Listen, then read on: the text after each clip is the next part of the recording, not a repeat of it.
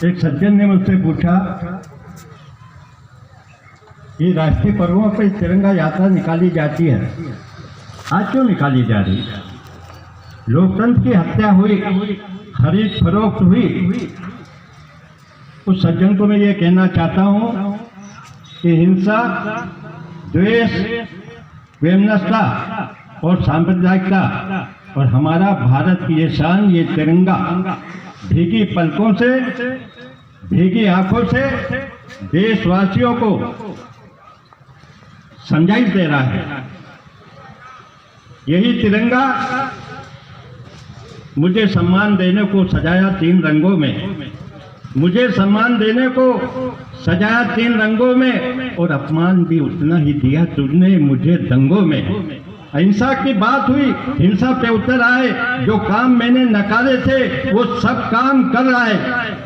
दंगों में क्या जलता है, क्या सुलगता है, यहाँ राखी जलती है और वहाँ सिंदूर जलता है। नागरिक बंधुओं, भैया बोल रहे हैं संक्षिप्त में, किसानों के ऊपर भैया जितनी आफतें आ रही है, किसानों के ये हाल है कि किसान ये बैठे हैं कि जब तक मेरे हाथ में छाला नहीं आता, जब तक मेरे हाथ में छाला नहीं आता, तब तक बच्चों के मुंह में निवाला नहीं आता। लोग तो यारों, लोग तो मरने के बाद मिट्टी में दफन होते हैं। आज का ये किसान जिंदा जी मिट्टी के अंदर दफन हो रहा है। इसे नापना नहीं आता, इसे तोड़ना नहीं आता। जब खेत से इसकी सोयाबीन और गेहूं निकलते हैं और मंडी तक जाते हुए वही दलाल और वही साहूकार 3000 रुपए में लेते हैं, और वही मंडी से निकलकर जब उसके गोदाम में आते हैं तो ये भाव 4000 रुपए होता है। किसान बंधुओं, जिस दिन ये 1000 रुपए का फर्क मालूम हो जाएगा, ईश्वर की कसम किसान जिंदा हो जाएगा। साथियों, आज भारत की 1/4 जनता जो घी में सनी हुई रोटी खा रही है, जो सूखी रोटियां खा रही है, भारतीय जनता पार्टी के नेताओं से जो घी में सनी हुई रोटी खाते हैं उनसे ये पूछ रही है, क्या पूछ रही है कि हमारी रोटी की चिकनाई किसने छीनी?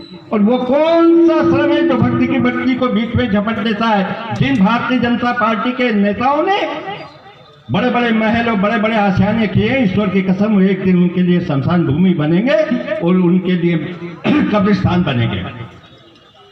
यारों, कांग्रेस पार्टी ने इतने साल से राज किया, ईश्वर की कसम चोर तो हमारी पार्टी में भी है, मगर वे सिर्फ गरीबों की आंख का काजल चुराते हैं, और ये भारतीय जनता पार्टी के नेता तो दोनों आंखें निकालकर उन्हें अंधा बना देते हैं, उन्हें नागीना बना देते हैं।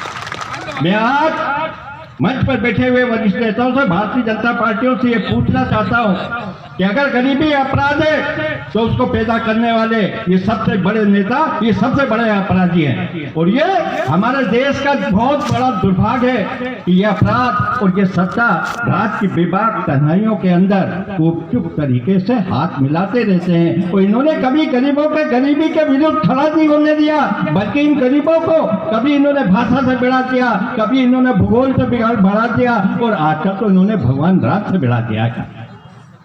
साथियों, ये वीरानी जो है ना, ये वीरानी, ये अभी थोड़ा सा ये थोड़ा सी जो रौनक दिख रही है बाजार में, ये 2 सिपाही, ये 2 सिपाहियों की बदौलत रौनक, ये जो रोटी खा रहे हैं थोड़ी बहुत, 2 सिपाहियों की रौनक। एक तो अरुण भैया ने पाक प्लान बना दिया, राजनाथ सिंह और अरुण भैया ने नहरों का जाल बिछा दिया, तो 2 सूखी सूखी रोटियां खा रहे हैं। इसके पहले के हाल क्या किसान भाई दो, आप जानते हो कि सोयाबीन की कटाई के लिए लोग भुहाना जाते थे, भुहाना, और वहां से भुहाना जाते थे तो कहीं हमारी ऐसी माँ बहनें, कहीं हमारी ऐसी माँ बहनें ईश्वर की कसम अकेली जाती थी, वो साथ में एक को लेके आ जाती थी। उस वक्त का हाल वहाँ के भुहाना में, टिबंदी में 86 के अंदर मेरा ठेका था, वहाँ मैं देखता था कि क्या हाल होता था अपनी माँ बहनों से। इस पाप से इन लोगों ने मुक्ति दिलाई है, नहीं तो यह हाल होता था। एक इशारे में बोल रहा हूँ कि झिलमिलाती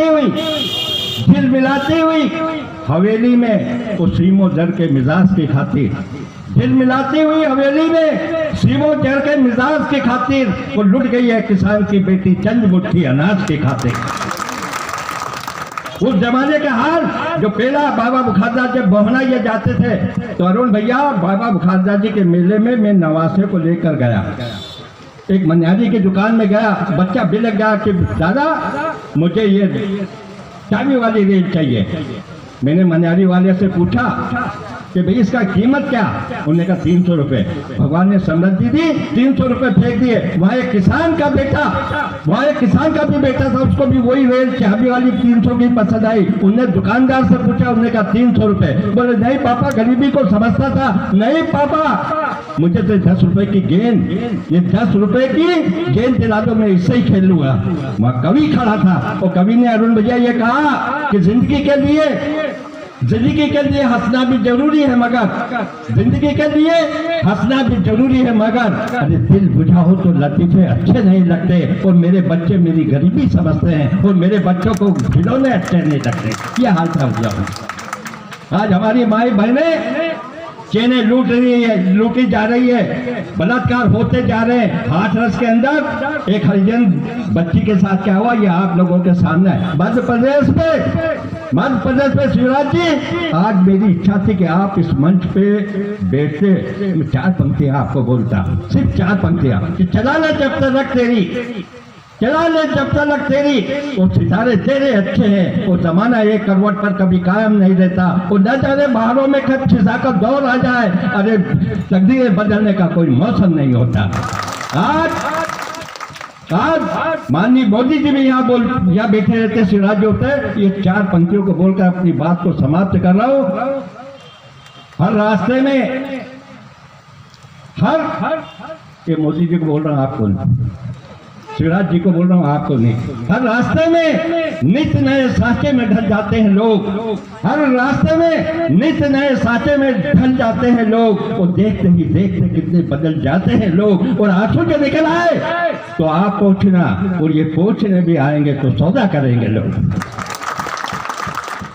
पुलिस थाना यहाँ है, मध्य प्रदेश के पुलिस थाने पे 4 पंक्तियां क्या बलात्कार, माँ बहनें छोटी छोटी अबोध बालिकाओं के साथ व्यभिचार हो रहा, ये क्या है का? मध्य प्रदेश के थानों में ये कुत्ता चुप रह सकता है, मगर देश का वो महान कवि चुप नहीं रहता जिसकी कलम में रवानी होती है। उसने इस मध्य प्रदेश के थानों के लिए कहा कि झूठे ने झूठे से बोला कि सच बोलो, झूठे ने झूठे से बोला कि सच बोलो, और सरकारी ऐलान हुआ है कि सच बोलो। और थाने में मंडी लगी है झूठों की, और दरवाजे पे लिख रखा है सच बोलो। अरे गंगा में डूबने वाले, गंगा में डूबने वाले, अरे गंगा भी तो अपनी है, अरे नाव में किसने छेद किया है सच बोलो। थाने पर लिख रखा है सत्यम शिवम सुजन, थाने पर लिख रखा है सत्यम शिवम सुजन, अरे थाने के अंदर क्या है सच बोलो।